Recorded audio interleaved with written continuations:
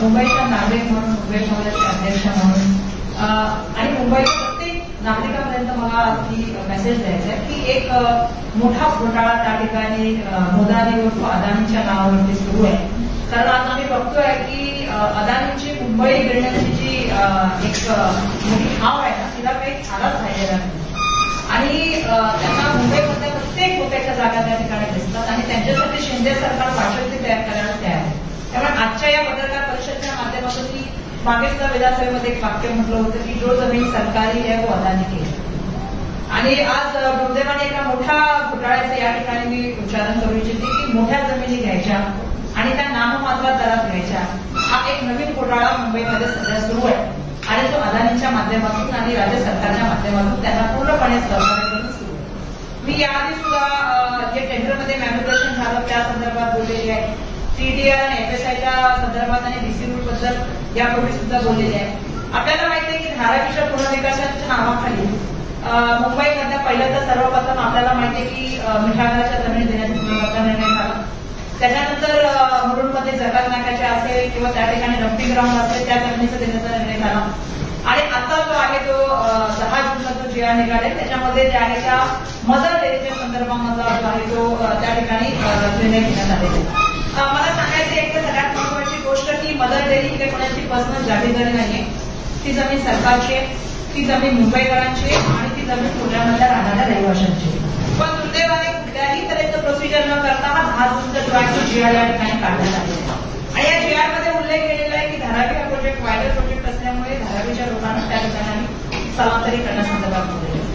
एक तर धारावीच्या लोकांनी सर्वेला विरोध केला आणि सर्वेमध्ये लागू झालेला नाही, पात्र त्याच्या पुढची गोष्ट आहे आणि सगळ्यात महत्वाची आम्ही सुरुवातीपासून एका गोष्टीची मागणी करत आहोत की धारावीमधल्या माणसांना धारावीमध्ये घर मिळालं पाहिजे. धारावीचा जोही पुनर्विकास आहे हा धारावीच्या लोकांसाठी झाला पाहिजे. ज्या वेळेला एवढे फायदे अडाणींना मोदी करून देत आहे देशाचे पंतप्रधान, त्यावेळेला त्यांची भूमिका ही लोकांच्या प्रती काय असली पाहिजे. त्यामुळे आमचं म्हणणं आहे की धारावीच्या माणसाला धारावीमध्ये घर मिळालं पाहिजे आणि त्या सेक्टरमध्ये मिळालं पाहिजे आणि म्हणून आमचा त्या ठिकाणी विरोध असताना, सर्वे होत नसताना सुद्धा आता या ठिकाणी हा नवीन प्रस्ताव आलेला आहे.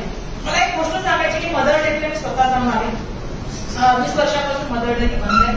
मी ज्यावेळेस ते स्वतः गेले इलेक्शनच्या प्रोसेसच्या वेळेला आणि मला त्या ठिकाणी दिसलं की मोठ्या प्रमाणामध्ये हिरवळ त्या ठिकाणी जवळपास 800 ते 1000 झाडं आहेत, मोठी मोठी आंब्याची, जांभळाची, अशी तुम्ही आतमध्ये गेला की तुम्हाला वाटणार पण नाही की त्या ठिकाणी मुंबईमध्ये आपण आहोत. आणि आज मुंबईमध्ये मोठ्या प्रमाणामध्ये ज्यावेळी मुंबई दुसऱ्या नंबरवर जगामध्ये आली होती प्रदूषणासंदर्भामध्ये, अशा वेळेला ह्या ओपन स्पॉटमध्ये आणि ह्या ज्या ठिकाणी गार्डन डेव्हलप करता येऊ शकेल अशा जागा या डेव्हलप व्हायला पाहिजे अशी स्थानिकांची तिथली मागणी होती. मोठ्या प्रमाणामध्ये त्या ठिकाणी लोक चळवळ चालू होती आणि अशा वेळेला या झाडांची कत्तल करून जी आहे ती झाडं आणि त्या ठिकाणचा परिसर जो आहे तो एका मोठ्या विकासकाला देण्यासाठी हा डाव असलेला आहे असं आमचं म्हणणं आहे. सुरुवात थोडी करू इच्छिते कारण मी त्या ठिकाणी गेले त्यावेळेला इलेक्शन कॅम्पेनमध्ये मी बोलले होते की त्यावेळेला एका भाजपाच्या मोठ्या नेत्याची नजर त्यावेळेला त्या जागेवर पडली होती. मी त्यांचा त्यावेळेस नावाचा उल्लेख केला होता, आज करू इच्छित नाही कारण आज ती जमीन त्यांच्या हातातून पण गेलेली आहे. एका मोठ्या भाजपाच्या नेत्याची नजर पडली. मग माननीय मुख्यमंत्र्यांनी त्या ठिकाणी अर्बन डेव्हलपमेंट डिपार्टमेंटच्या माध्यमातून त्या ठिकाणी MMRDAच्या माध्यमातून एक विकास प्राधिकरण मंडळ केलं आणि प्लॅन असा होता की मिनी BKC त्या ठिकाणी करायचं. पण आता आमच्या देशाच्या पंतप्रधानांचे जवळचे मित्र असलेले अदानीची नजर त्या जागेवर पडली. मग आता दोघांमध्ये जर बघितलं तर कोण मोठा आहे. मग लगेच भाजपाने एक स्टँड घेतलेला आहे, मुख्यमंत्र्यांच्या स्टँडच्या बाजूला ठेवू. तो स्टँड असा घेतलेला आहे की भाजपाच्या सन्मान्य मंत्री महोदय राधाकृष्ण विखे पाटील यांनी हा निर्णय घेतला की ही जमीन जी आहे ती अदानींना म्हणजे धारावी पुनर्वसनाला द्यायची आणि ती सुद्धा आपण जर बघितलं तर नाममात्र दरात द्यायची. म्हणजे हा एक मोठा घोटाळा आहे असं मला या ठिकाणी सांगायचं. आणि मला एक प्रश्न स्पष्ट करायचे की हे सगळं करत असताना याच्यामध्ये कुठलं प्रोसिजर फॉलो केलं गेलं का. या जमिनी जे तुम्ही देत चाललाय याच्यासाठी काही कायदा आहेत. Maharashtra land revenue disposal of government land rule 1971 याच्या अंतर्गत जर बघितलं तर या जमिनीची तुम्ही देत असताना किंवा विल्हेवाट लावत असताना काही प्रोसिजर आहे. त्याच्यामध्ये तुम्हाला ऍडव्हर्टाइजमेंट दिली पाहिजे. तिथल्या कन्सर्न कलेक्टर असतात त्यांनी ती जागा का दिली पाहिजे याच्याबद्दल त्यांनी मेन्शन केलं पाहिजे. मग प्रस्ताव सरकारकडे गेला पाहिजे आणि सरकारने त्या प्रस्तावावरती निर्णय घेतला पाहिजे. परंतु दुर्दैवाने कुठलंही प्रोसिजर फॉलो न करता फक्त वायटर प्रोजेक्टच्या नावावरती जमीन दिल्या गेल्या. माझा प्रश्न असा आहे की धारावीमधलं सगळ्यात महत्वाचं जे मी आज बोलणार त्या विषयावर बोलणार आहे की धारावीमधल्या लोकांना धारावीत घर मिळालं पाहिजे ही आमची पार्श्वभूमीत आहे. मग या जमिनी कोणासाठी दिल्या जातात? मिठागराच्या, डम्पिंग ग्राउंडच्या, जकात नाकाच्या आणि आता मदरडेच्या जमीन कशासाठी घेतल्या जातात? हा माझा त्या ठिकाणी पहिला प्रश्न आहे आणि म्हणून मी हा प्रश्न या ठिकाणी उपस्थित करते. आता मला तर कन्फ्युज झाले की मुख्यमंत्र्यांची ऑर्डर महत्वाची की भाजपाच्या मंत्र्यांची ऑर्डर महत्वाची आणि देशाचे पंतप्रधानांचे मित्र असल्यामुळे यांच्यासाठी पर्सनली कुठली ऑर्डर निघणारी महत्वाची.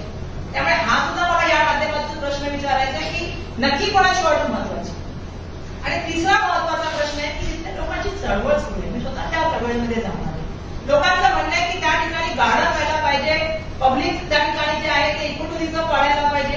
अशा वेळेला ज्या वेळेला मुंबईमध्ये आपण सगळेजण जाणता की मधल्या काळामध्ये प्रत्येक घरामध्ये कोणाला श्वासाचा त्रास होत होता, खोकल्याचा आजार होत होता. अशा वेळेला हे ओपन स्पॉट जे आहेत, ओपन जागा ज्या आहेत त्याच्याबद्दल आम्ही मुवमेंट केली होती. आम्ही कमिशनरला सुद्धा भेटलो होतो आणि म्हणून आमचं म्हणणं आहे की त्या ठिकाणी जे आहे ते पब्लिक गार्डन त्या ठिकाणी निर्माण झालं पाहिजे.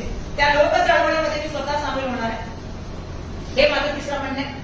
आणि यासाठी लागणाऱ्या पुढच्या काळामध्ये जे मुवमेंट आहे मग त्या रस्त्यावरून आंदोलन करण्याचे असतील किंवा त्या ठिकाणी आपल्याला एक सांगू इच्छिते की पुढे जाऊन लिगल ऍक्शन घेण्यासंदर्भातल्या असतील या आम्ही येणाऱ्या काळात करणार आहोत.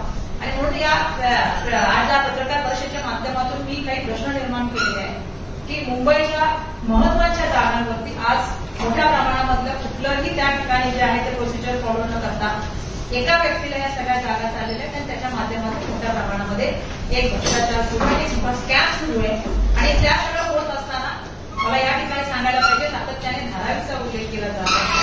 पण धारावीच्या जनतेला धारावीच्या विकासामध्ये कुठल्याही तऱ्हेने कॉन्फिडन्समध्ये न घेता हा सगळ्या गोष्टी होत आणि आमचं म्हणणं एकच आहे की धारावी आमची, आम्ही धारावीमध्येच राहणार. त्यामुळे या सगळ्या जमिनीचा जो घोटाळा चाललाय त्याचं कारण काय हा आमचा त्या ठिकाणी प्रश्न आहे.